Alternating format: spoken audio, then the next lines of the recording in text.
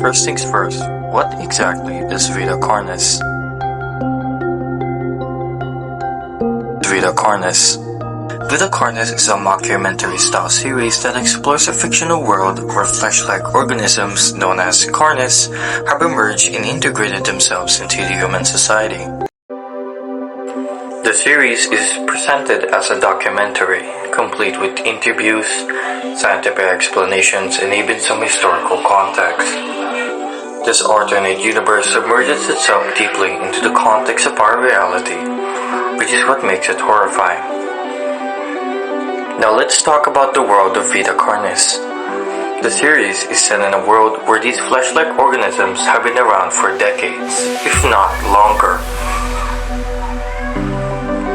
They come in various forms, each with its own unique characteristics and behaviors. The first living meat we've been shown is the crawl. It's the first stage of the Carnis species as far as we know. It's a flesh-like vine that spreads throughout the ecosystem. When it first appeared, scientists expected it to ruin vast ecosystems and habitats, and maybe even ruin the daily living of other animals that's unfortunate to stand by its grounds. But instead, it has provided and boosted the ecosystem. Its dead carcass can feed those whom are suffering hunger, and eventually the human race has figured out a way to mass produce and make the flesh vine edible. But, take a note, it has yet to reach human standards. The second entry is the trimming. Breaking character here because this little fellow is quite possibly the most adorable piece of offensive media I've ever seen. It's friendship, and look how adorable its face is. I hope this guy doesn't grow into the perfect predator, you know. You watch the series, Bulletproof Skin, yeah. It's the second stage of the Carnis life cycle and has been documented to almost eat anything. Not much to talk about, and it's overall just an adorable eldritch being. The third entry here is the meat snake. This little fellow hides in the source being announced to eat on whatever you think is edible there. I'll leave it up to your imagination. This guy has been used to eat the remains of corpses and other carcasses. The human population decided to feed this thing. It's adorable with a hidden of murderous intent. They also spotted one that's at least as long as a container. The fourth is the mimic. It's the fourth stage of the Vita Carnis life cycle and an adaptation some scientists never quite possibly expected. It's intelligent, it's built to hunt down humans with almost every biological weapon in its arsenal. Sharp claws, the ability to communicate through radio, the ability to mimic voices. This guy is someone you wouldn't want to meet alone. He's the perfect example of a Tinder date gone wrong, and unfortunately, it has already claimed the victim.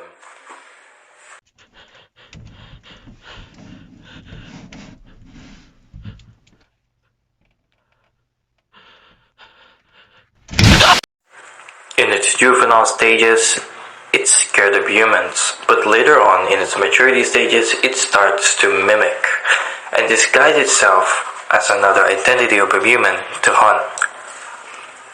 Later on in its elder form, it starts to climb the ranks of the food chain and become extremely proficient hunter of humans.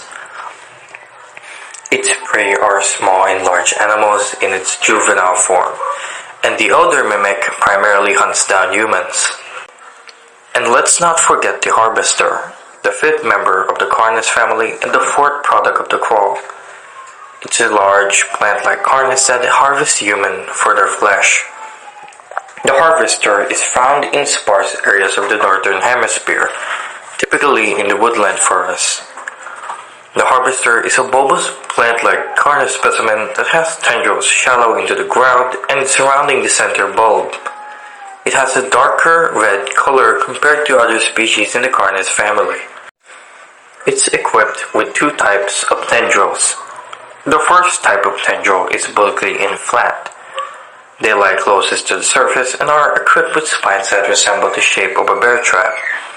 These spines have two types of venoms it can utilize in nullifying its prey. The other side can inject anticoagulants that prevent blood cells from clotting, and since spines thrash, they cause many wounds, which often results in the death from blood loss of its victim. The second type of tendril shares similar anatomy to the small branches from the claw, equipped with organelles that can be used to absorb nutrients.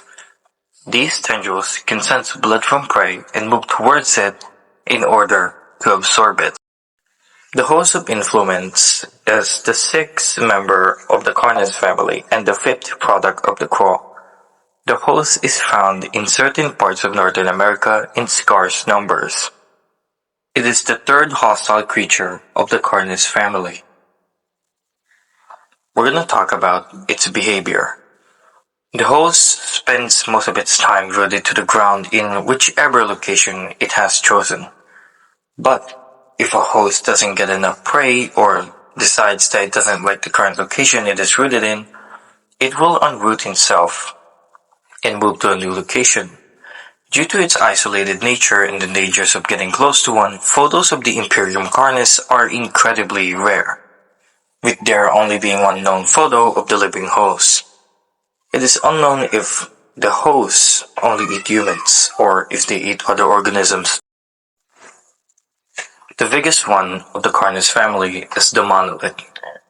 The monolith is the seventh member of the Carnis family and the fourth hostile species in the family. It is unknown whether the monolith is a product of the claw or the singularity. All 7 documented monoliths were discovered in 1972 on an island in Hudson Bay, Canada. A monolith is a large 120-meter, or in more simpler terms, 294-foot tall tower of a tightly woven meat fiber with 2 extremely thick limbs acting as legs and several long appendages on its sides. Its flesh is a red color similar to other members of the Carnis family. The strands of the meat fiber converge at the neck to form a solid, improper triangular head with a circular hole through it. In place of arms, the monolith has hundreds of thin, rope-like strands that scrape the ground, and its trunk-like legs and feet are rooted deeply into the ground, creating an underground network that connects all of the monoliths together. The monolith is capable of letting loose a roar from its orifice. However, this was only ever heard during the mysterious event when they became active. Potentially the hole in its triangle head could serve as the source of its EMP. 7 of the monoliths are found on the island in an idle position, arranged around a circle that's 1.5 kilometers to 0.9 miles in diameter. The ring of the monolith surrounds the singularity. Each monolith is around 0.67 kilometers, in simpler terms 0.4 miles, apart from each other on the circumference of the circle. All monoliths are completely silent and completely still, which makes them comparable to plants and trees. The only time they've been found active was in an unknown incident. The monolith has only been active once, and during this period it was very aggressive. It demonstrated several attacks. The monolith can use its appendages to swipe and whip. It can let out an EMP blast from its mouth to completely derail vehicles in the vicinity. It has incredible regenerative abilities. Life cycle. Nothing much is known about the life cycle of a monolith because the claw hasn't produced a monolith node to date. The monolith have not been observed to reproduce in any way. The monolith serves zero benefit to humanity, instead posing an enormous liability to the entire planet. The island that the monoliths supposedly reside on does not exist in real life. It may have been artificially created by the singularity in the Vita Carnis universe, or is just a made-up island. The island has since been made an exclusion zone. This was an incident in Redacted, when the monoliths did become active and proceeded to walk towards civilization, where they may have caused havoc. It was only after rockets were fired at them did the monoliths return to the island where they have been stationary to this day. In real life, there is a gravitational inconsistency in the middle of Hudson Bay, near where the singularity and the monoliths are residing. This may be caused by the singularity in universe. The monoliths were inspired by the redwood trees because of their large size. The singularity is the eighth and final member of the Vita Carnis family. Very little is known about this entity. There are 7 known singularities, which used to be spread across the world, but are currently contained by Carcass, since the events in Facility-0. However, the singularity from the island of Hudson Bay is the most notable. The singularity that inhabited Hudson Bay was surrounded by the 7 monoliths. The singularities are known to be seemingly be extremely intelligent and seem to be constantly plotting and planning. So far, all 7 singularities, V-1 to V-7, have been named and tested, with V-1, likely Verum 1, undergoing the most extensive testing. Sacrifice to the 7 singularities. A point of interest when it comes to singularities is Facility-0. The cult has been attempting to gather the singularities together for some sort of sacrifice. During the events of the Facility-0 video, Carcass learns that the cult has gathered all 7 singularities together in Facility-0, and that some sort of event is taking place involving them. When the Carcass infiltration agents reach the singularities, their body cam is disrupted, making it hard to see what's happening. However, one frame can be made out, showing the cultists performing a ritual to the singularities. The sacrifice is of great importance, and while we don't know what it was, we know that it was important enough that the high-ranking cultists did not stop, neither ceased the ritual when Carcass agents entered. The agents ordered fire. They opened fire and killing and wounding many cultists. However, many high-ranking government cultists survived and were promptly put on trial for their crimes. Physical characteristics of the singularity. The singularity is a sphere containing a luminous material in the core. It's 1 meter, 3.3 feet in diameter, and can stay suspended in the air to an unseen force. The singularity also emits several forces from within itself, such as magnetic fields, energy signatures, and other pattern-like readings. It is unknown what they are made of, but the material looks and feels similar to glass. Characteristics. The singularity is shown to have many anomalous abilities. Its intelligence is shown by its constant transmission, which cannot be decrypted by human technology. This radio information is speculated to be received by the trimmings, who love to listen to the static on the radio. Then the trimmings pass the information onto their fellow trimmings, who can pass the information on to the rest of the Carnis.